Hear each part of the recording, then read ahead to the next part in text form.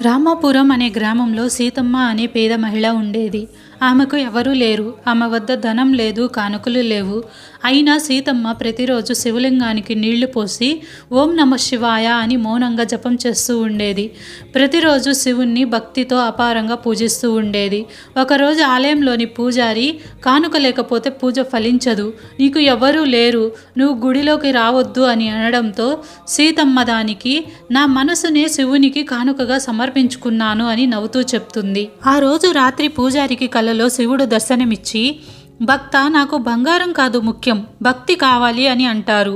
మరుసటి రోజు పూజారి గుడిలో అందరి ముందు జరిగినది చెప్పి సీతమ్మను క్షమించమని అడుగుతారు. అప్పటి నుంచి సీతమ్మను ఊర్లో అందరూ ఆప్యాయంగా పలకరిస్తూ గౌరవించేవారు.